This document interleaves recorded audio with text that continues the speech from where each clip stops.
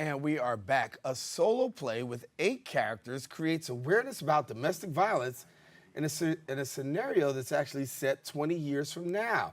Now, Intrusion is a play written and performed by our guest, Qurrat Ann Kadwani, and we thank you so much for being with us. Hello, thank you so much for having me. Good. And so you've been doing this for a minute now. Yes, I have. I started writing it about 3 years ago, and last summer I decided to rewrite the whole thing. And then the Weinstein case broke loose, and everybody was like, wow, perfect timing. So I play 8 characters in 1 hour to reveal the intricacy behind sexual violence in our country, and as well as globally.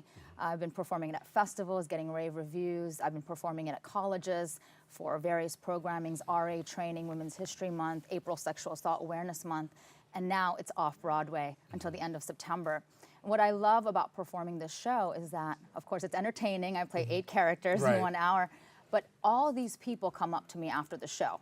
Audience members, both male and female, college students, and they tell me, they confess to me their personal accounts regarding sexual assault and sexual violence. And I think that's really exceptional because this show has the power to be the voice for people who have been silenced by sexual assault, who feel confused, angry, sad, and just don't know what to do or what resources are available to them to get help. We're watching you now on screen, and I gotta ask the question, how do you get 8 characters out in an hour? Well, that's for you to find out when you come see the show. You know, my training is in theater. I have a degree in theater from SUNY Geneseo, and I grew up in the Bronx, so I've always been involved in the arts.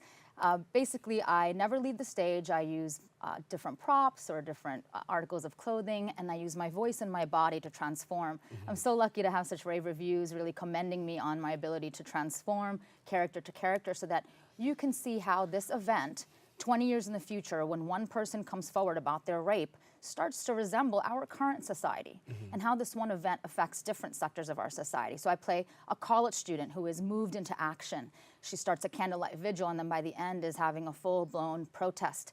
We see the prosecutor, and right now we know that less than 5% of prosecutors even take on rape cases because it's so hard to win. We hear from a psychologist who talks about the psychological aspects surrounding rape and why people do it, and there are various factors surrounding it. We hear from a day trader who is a male character who accounts his dealings with sexual assault, which is really important because, you know, a lot of people feel that sexual violence only has to do with women, and that's just not true. Just as many men experience it as well. It's just that we have a stigma against men coming forward. You know, the stats are, and I include a lot of factual information, statistics, quotes, so that people who come to see the show, audiences, students, you know, of all ages can Google it after the show and fact check me. Over 1 billion people are affected by sexual assault, sexual violence annually worldwide. In America, America is on the top 10 list of offending countries in the world. We have so many people who are affected by sexual violence. The numbers are staggering. Economically, I want to point out that it costs America upwards of $125 billion to deal with programs surrounding sexual violence. So it's in all of our best interest to deal with this problem head on. Let me ask you, are you hearing more conversation? Is more being said, given the wake of what's happening with the Catholic Church, the scandal, the recent, you know, finding in Pennsylvania of all these priests that have been alleged? Is there more of a conversation now being had? Absolutely. As we saw last year when we saw sexual harassment in the workplace, we saw #MeToo and #TimesUp movements coming out.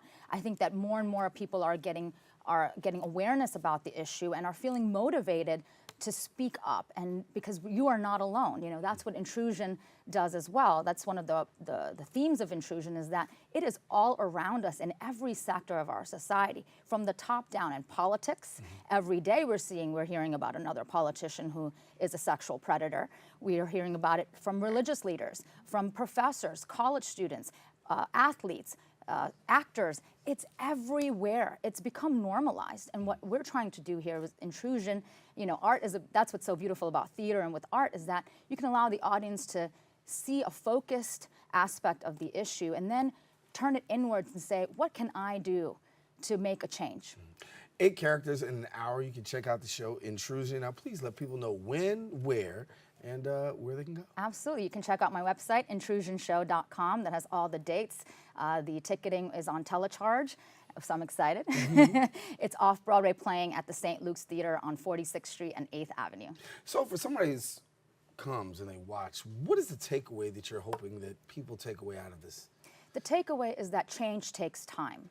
Historically, when we see movements, the suffrage movement, the civil rights movement, it took almost a century for change to happen. But that only happened because people were determined. People were focused. They were saying, you know what, we're not going to put up with this any longer, and we're not going to be silenced. We're going to keep fighting until change happens. And that's really the message here. The message here for survivors of sexual assault is you don't need to feel shame. You don't need to feel confusion. There are many organizations out there that can provide support for you, and we need to come together to tell the world that we are going to take power away from those who are abusers. We keep electing politicians who are sexual predators. Let's take the power back into our own hands and say, when it's time to go vote, we're not going to vote for those predators anymore. The religious leaders, let's start removing them too. We are not going to tolerate sexual abuse with any type of religious leaders. In the corporate world, no, we're going to fire you. You're going to get consequences. And that's a really big part of the conversation surrounding sexual violence, is that even when people are convicted of rape, they don't get time. Right. So there's a problem in the justice system as well. And we need to really take power back into our own hands as individuals in our society and say, every time this happens, every time we see a story about this, and social media is on our side here, we're going to stand up for what we believe in. We're going to share that, and we're going to, when it's time for us to show our power in the polls, we're going to take it back. Qurrat Ann Kadwani, writer, actress, and you can check her out in Intrusion, 8 characters in an hour. Thank you for coming and sharing with us. Thank you for having me. All righty, good to have you. Listen, stay with us. We do have more show. We'll be right back in a few seconds. Don't go anywhere. Thank you.